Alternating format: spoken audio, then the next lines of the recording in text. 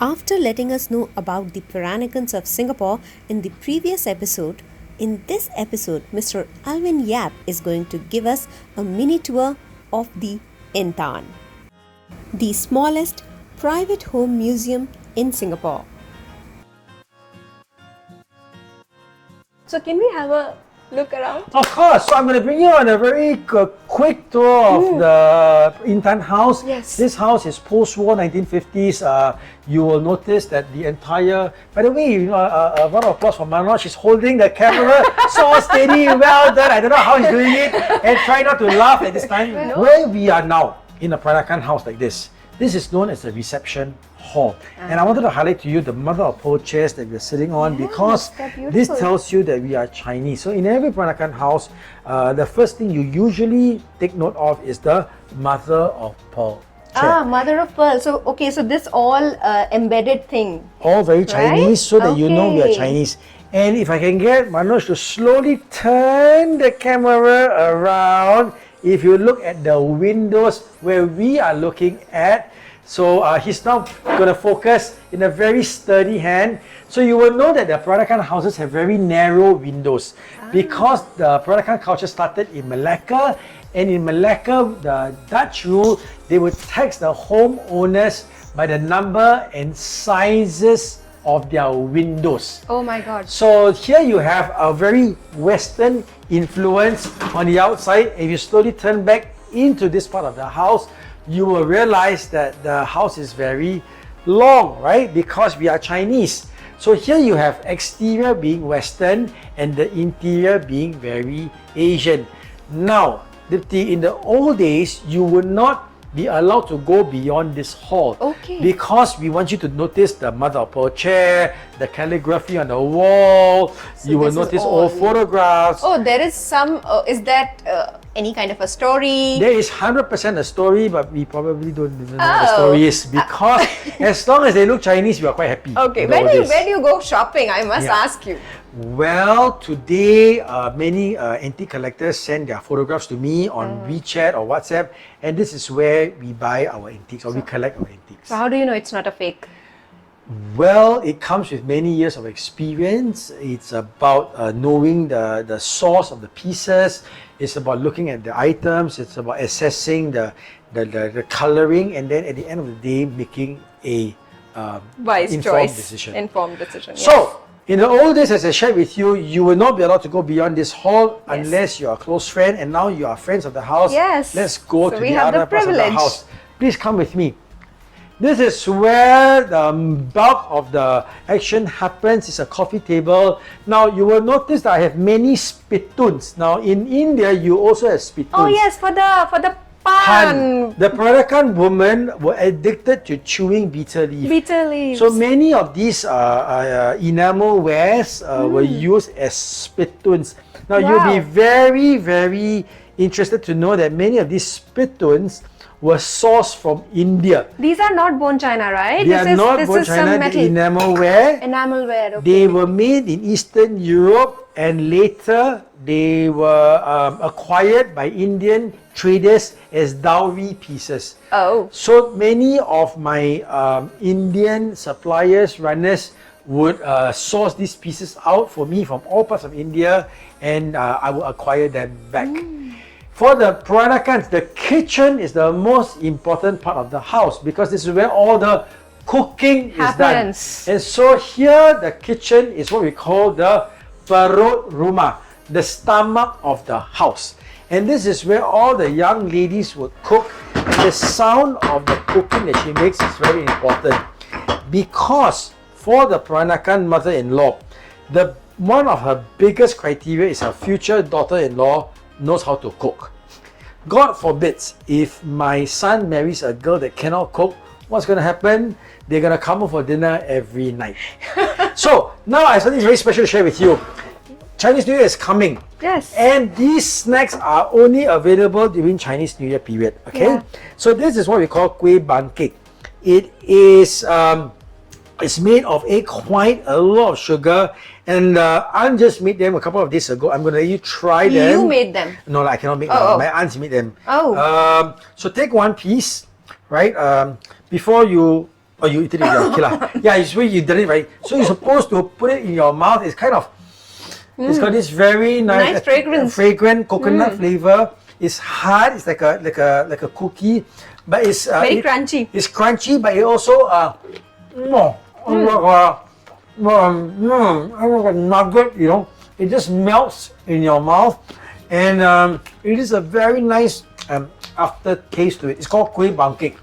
And this is how we traditionally serve it during Chinese New Year in a transparent container with a red top. Now, the other one I'll share with you is this. It's what we call love letters or kueh belanda. Love letters. Yes, so this is how it looks like. I thought there was a Milo in there. Yeah, so it looks like a cigar. So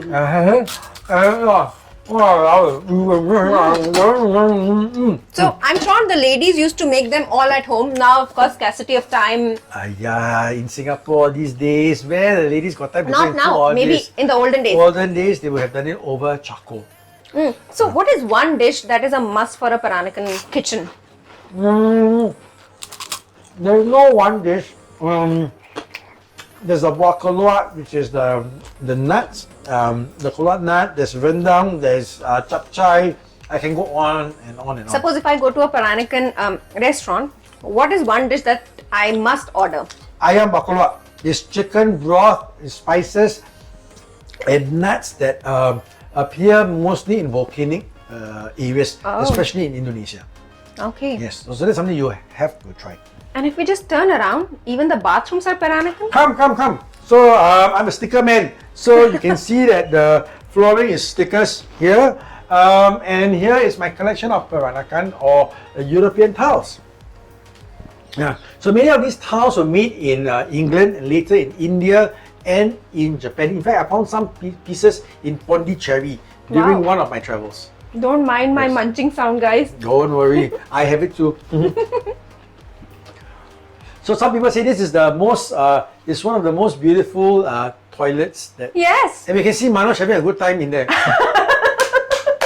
So what is this part now? This is a dressing room kind of a place? Every museum worth its salt, we too have a little gift shop in there. Oh, so it's a gift shop? It's a gift shop. It's a souvenir shop. So wow. you can go and get some souvenirs to make your visit to the Intan that more memorable. That's right. Yeah. That's right. Wow. At the end of the day, I think it's my home. It's my pride and joy, and it's a pleasure to have visitors like you interested in sharing this Peranakan culture with your friends. You know, when I will be very honest with you. I recently got to, not like very recently, but yes, I've been hearing this term Peranakan, and I really wanted to know what exactly is Peranakan culture. And when I started researching about it, I realized it's so very beautiful, so many colors and facets to it. Like the tiles, the shoes, the cooking, the restaurants, the way of living, and even the buckets. These are the buckets, right? Yeah, so you're right. Peranakan culture is very colorful, and I think also we acknowledge it's a very young culture. So many of the pieces are not very old, especially compared to Indian culture, but very significant because they were made specially for this community. But these are actually the buckets, right? So you can actually have water in them? Yes, and many of them were sourced from India. These buckets? Yes. And then you painted them here? No lah, walao, we got time. These are all just like this? Original pieces, absolutely.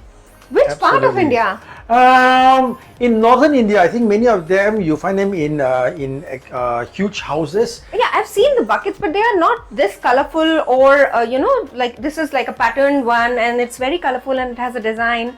I've seen like the normal buckets, like either the plastic ones or the metal ones, but I've never seen those kind of buckets. You've never seen such colorful tiffin carriers as well, right? Yes, so these are tiffin carriers, also in the same fashion as the enamel wares, the spittoon you saw, made in Eastern Europe, in Czechoslovakia and in Poland. And then it became part of the Peranakan culture. It became part of the Peranakan culture. Wow. That's and you have so many of them actually. So much so that I can color code them. Yeah, exactly. See, green, blue, pink, so red. never underestimate the passion and the pride of the a fellow collector. Yeah, and this all is all alone by you, or your family helps in? I've been collecting by myself for the last 30 years, and today is my pride and joy. It's called the Intan. I hope this short segment has shared with you Peranakan Absolutely. culture, and to your viewers and friends, for those of you who like to visit me, the website you can type it in is the-intan.com, the-intan.com, and if you are living in Singapore, you're Singaporean, you also can visit us with your Singapore Rediscovers vouchers. Are there any particular days or you're open 7 days a week? Most of our visits happen on Saturdays and Sundays on the weekends at 10 a.m. and 4 p.m. But if you do need a special visit, just email me or WhatsApp me. I'll be happy to see how we can accommodate Can you. we also have a look at this part of your house? Sure. So, is this a temple or a place where we can come down and pray? So it's a good ending to the visit here because when an antique collector cannot find enough antiques to collect, we collect other things. So Okay. here's a collection of Catholic icons in different Asian identity. Many Peranakans are Catholics, including my family and myself. So here you have the Madonna and the pieces of the Holy Family for Christmas that comes with different cultures. If you can spot the one from India, and I think I found it right here. Oh my you God, have yes. Jesus, Mary and Joseph in front of the Taj Taj Mahal. Mahal. And instead of the sheep and the lamb, They you have a the peacock and an peacock elephant. and an elephant. So this is all the pots and pans? Many porcelain came from from China in a place called Qingdezhen. So these were commissioned pieces. Commission pieces. Commissioned pieces from China specifically for the Peranakan Straits Chinese community. So what do? You serve food in For them? food in them, for keeping. In the past it was for soup, it's for desserts. Some say they are for socks and for keys today. Socks and the keys? This is modern day lah. So people forget where they put their things. So this was very good way of keeping your extra coins. So these actually can be opened? They can, but be careful. They might fall Yeah, I apart. will not because I have butterfingers. so this is again a very intricately done piece. That is part of a wedding trousseau. It's Indonesian Chinese. Oh, so a That's bride right. gets it with her. That's it. It's part of the wedding, part of the whole wedding ceremony.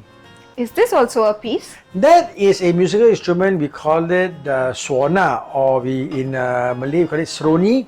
It was Okay. used for weddings and funerals. Okay. That's right. And these are the cane baskets, right? Wedding baskets. for Wedding gifts. baskets. That's it. Wedding baskets. So you had them the Teochew style and the Hokkien style. Okay. Yeah.